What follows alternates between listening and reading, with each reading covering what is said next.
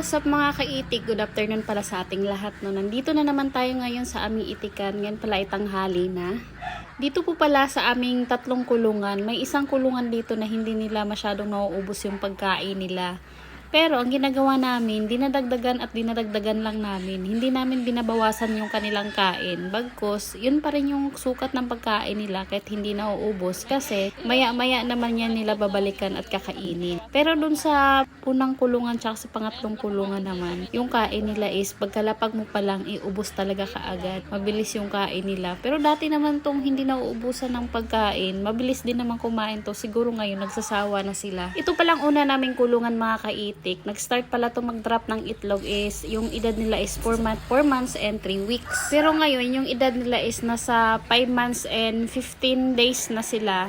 Yung itlog pala nila is lampas na 30%. So, sa 120 pala, ang naitlog na pala nito ay nasa 42 na. Yung pagkain pala nito is pre-lay pa rin at saka yung layer 2. Mix pa rin po sila. Pero, uubusin lang namin yung pagkain na yun. Magta-transition na kami ng layer 2. Yung mga itlog pala nila ay hindi pa rin pantay-pantay yung laki kasi nasa ano pa lang to nag-itlog 3 weeks. So, yung itlog nila may malaki, may maliit pa rin. So, siguro pag ni-layer na to, magpapantay na to mga itlog na to. Tsaka yung bawat kulungan nito ay nag-iitlog na sila ng bawat 30% na higit. So magle-layer na po talaga tayo. Sa mga nagtatanong pala kung anong ginagamit kong vitamins sa kanila, ito ipapakita ko po sa inyo. Ang 1 to 2 ml pala na vitamins na to ay hinahalo siya sa 1 litrong tubig. Once a week lang namin to ginagamit pero pag panay ang ulan, ginagamit namin to 1 to 3 days. Yun ang ano namin kasi baka yung mga itik natin medyo ma-stress kasi nga yung ingay ng ulan sobrang nakakaano ata sa kanila yun, para nakakasama. Kumbaga nakakapagbigay sa kanila ng stress yung lakas ng ulan. Ito palang nasa kulungan 3 namin,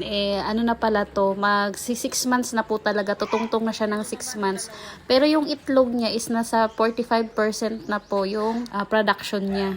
So, ilang araw na lang, layer na po din talaga ang kakainin nila. Sa mga nagtatanong pala kung magkano po pala ginastos namin dito sa aming kulungan, ito po ay humigit kumulang 130,000. Kasama na po lahat. Kasama na po yung labor sa mga gumagawa. Kasama na rin yung mga tangki, lagayan ng tubig, mga hose, wirings, lahat-lahat na po. Ang sukat naman po ng kulungan na to ay nasa 36 by 30. Hindi po ibig sabihin na yan ang ginastos namin sa kulungan, ay ganyan din yung magagastos nyo sa inyo. Magkaiba po kasi tayo ng lugar na pinagtatayuan. Siguro kung tong lugar namin is patag, mas mababa po yung cost na pagawa namin dito sa aming kulungan. Kaso lang, itong kulungan kasi namin, matarik ang lugar. So, kailangan po talaga siya matibay dapat yung pundasyon sa kabilang side. At mano-mano rin palang pinatag tong lupa dito kasi nga ito ay matarik, hindi pantay. So kailangan pantayin. Doon din ako nalakihan ng gastos. Kung nag-uumpisa pa lang kayo at gusto nyo ng mas matipid, pwede kayong gumamit naman ng mga low-cost na gagamitin na materials. Sa mga nagtatanong pala kung ilang itik to, ang laman pala nito ay nasa 392 kasama ang lalaki. Happy farming everyone!